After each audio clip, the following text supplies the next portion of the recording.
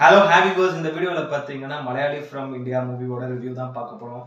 So இந்த படத்தில் வந்து பார்த்தீங்கன்னா நிவின் பாலி, தயாள் ஸ்ரீனிவாசன், மஞ்சு பிள்ளை, அனுஸ்வரா ராஜன் இவங்கெல்லாம் இன்வைட் பண்ணியிருக்காங்க. ஜேக்ஸ் விஜய் இந்த படத்துக்கு மியூசிக் பண்ணியிருக்காரு. ஸோ திஜோ ஜோஸ் ஆண்டனி இந்த படத்தை டைரக்ட் பண்ணியிருக்காரு. இந்த படம் இந்த வருஷம் மேல வந்து தியேட்டரில் ரிலீஸ் ஆன ஒரு மலையாள படம் தான் இது.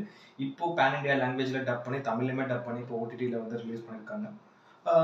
ஸோ இந்த படத்தோட கதை என்னன்றது வந்து பார்த்தீங்கன்னா நிவின் பாலி அவர் வந்து ஒரு வேலை வெட்டி எதுக்குமே போகாமல் அப்படியே ஒரு மாதிரி இந்த கட்சி பிரச்சாரம் அப்படியே சுற்றிக்கிட்டு இருக்காரு. அவரோட வீடே வந்து ஒரு அடமானத்தில் தான் இருக்குது. என்னைக்கு வேணால் வீடை வந்து பேங்க்காரங்க வந்து எடுத்துகிட்டு போயிடுவாங்க, பூட்டிட்டு சீல் வச்சுட்டு போயிடுவாங்க அப்படின்ற சுச்சுவேஷன். அவருக்கு அப்பா இல்லை, அவங்க அம்மா தான் இருக்காங்க.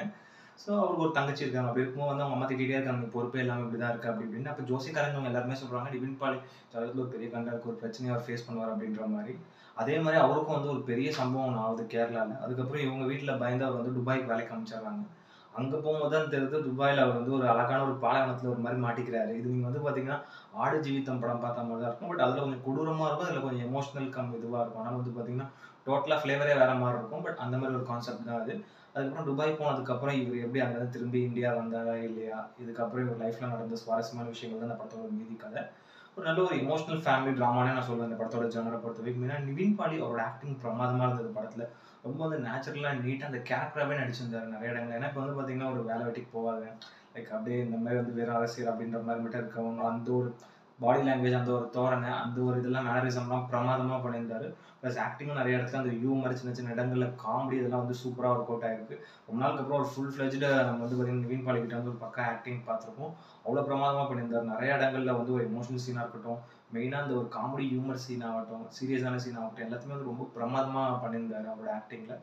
அவரோட கெரியர்லேயும் ஒன் ஆஃப் த ஒரு பெஸ்ட் ஆக்டிங் அப்படின்னு நான் சொல்லுவேன். படம் வைஸ் ஒரு பெஸ்ட் படமாக சொல்லலாமா இல்லையான்றது எனக்கு தெரியல. பட் ஆனால் ஒரு அவரோட கேரக்டர் வைக்க அவரோட கெரியரில் ஒரு பண்ணதுல இதுவும் ஒரு one of the best character அப்படின்னு நான் சொல்லுவேன். நல்லா நீட்டாகவே பண்ணியிருந்தாரு. அதே மாதிரி தயான் ஸ்ரீனிவாசன் அவர் இதில் வந்து பார்த்தீங்கன்னா பெஸ்ட் ஃப்ரெண்டாக ஒரு ரோல் பண்ணியிருக்காரு. ஒரு சப்போர்ட்டிவ் ரோல் தான், ஃபர்ஸ்ட் ஹாஃப் ஃபுல்லாக வராது கூடவே நல்லா நீட்டாக பண்ணியிருந்தார் அவரும்.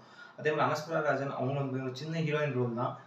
படத்தில் வந்து இது வந்து எதுக்கு அந்த ஒரு ட்ராக் போகுதுன்னே தெரியாத மாதிரி சும்மா பேருக்குன்னு ஒரு ஹீரோயின் ரோல் தான். அவங்க நல்லா நீட்டாகவே பண்ணியிருந்தாங்க. அதே மாதிரி மஞ்சு பிள்ளை அவங்க வந்து பார்த்தீங்கன்னா நிவின் பாலிக்கு அம்மாவாக பண்ணியிருக்காங்க. யூஸ்வலாக எல்லா தமிழ் படங்கள் எல்லாம் இந்திய படங்கள்லேயே பார்க்குற மாதிரி தான். ஒரு அம்மா வந்து ஒரு வேலைக்கு போகாத பையனை எப்படி திட்டுவாங்க, என்ன பண்ணுவாங்க அப்படின்ற ஒரு கேரக்டர் தான். நல்லா நீட்டாக சப்போர்ட்டிவான அம்மா கேரக்டர் நல்லா பண்ணியிருந்தாங்க. அது மாதிரி தீபக் ஜெத்தி அவர் இதில் வந்து பார்த்தீங்கன்னா ஒரு ரோல் பண்ணியிருக்காரு. துபாயில் வந்து ஒரு ஒர்க்கராக நிவின் பாலி கிட்ட ஃபர்ஸ்ட் பார்க்கணும் அப்படியே ஏதோ ஒரு மாதிரி கொடூரமான ஒரு கேரக்டர், வில்லனிசம் டெரரா கேரக்டர் அப்படின்னு தோணும். பட் ஆனால் ஒரு எமோஷனல் கேரக்டர் வருது. அது இந்த படத்தில் அந்த கேரக்டர் பெருசாக ப்ளே பண்ணுது. Second half towards the pre climax வரைக்கும் வந்து பார்த்தீங்கன்னா அந்த கேரக்டர் வந்து பயங்கரமாக ப்ளே பண்ணுது. ரொம்ப நல்லா இருந்தது. அவரோட கேரக்டர் ரொம்ப நல்லா நீட்டாக ஃபன்னாக பண்ணியிருந்தார். நிறைய இடங்களில் செகண்ட் ஹாஃபில் அவருக்கும் அந்த நிவின் பாலிக்குமான சீன்ஸ்லாம் ஓரளவு ஒத்து போய் ஓரளவு கொஞ்சம் அந்த கெமிஸ்ட்ரி ஒர்க் அவுட் ஆச்சு படத்தில்.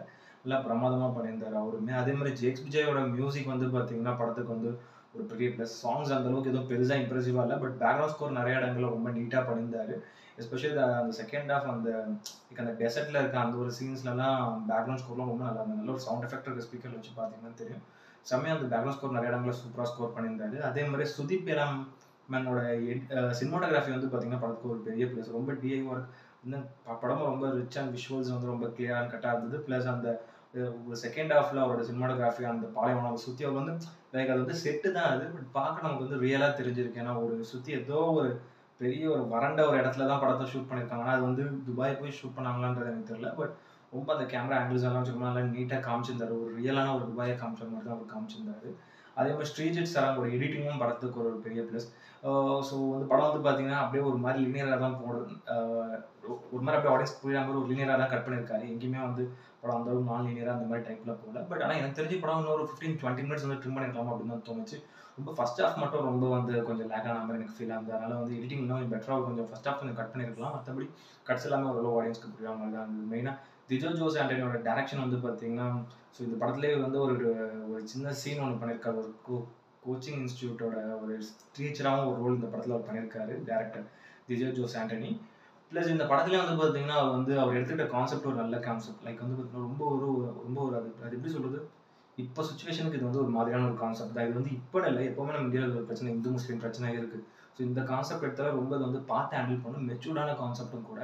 அதை அவர் வந்து எடுத்துக்கிட்ட விதம் வந்து நல்லா தான் இருந்தது. ஃபர்ஸ்ட் ஹாஃபில் அது வந்து அப்படியே ஒரு லெதாச்சிக்காக கொண்டு போனார். ரொம்ப ஸ்லோவாக ஃபர்ஸ்ட் ஹாஃபில் வந்து ஸ்க்ரீன் பிளே எழுதி அந்த ஒரு கேரக்டர்லாம் பொறுமையாக இன்ட்ரடியூஸ் பண்ணி லைக் சின்ன சின்ன சீன்ஸ் மசாலா எலிமெண்ட்ஸ் அந்த கமர்ஷியல் எலிமெண்ட்ஸ்லாம் அதிகமாக போட்டு ப்ளஸ் அந்த ஒரு ப்ரீ இன்டர்வல் அப்போ ஒரு மாதிரி கொண்டு போய் அந்த ஒரு மத கலவரத்தை உருவாக்கி அதெல்லாம் ஒரு பண்ண வைக்கு ஓரளவு எனக்கு தெரிஞ்சு ஃபர்ஸ்ட் ஹாஃப்ல லேக் இருந்தது கண்டிப்பா அந்த கமர்ஷியல் எலிமெண்ட்ஸ்லாம்.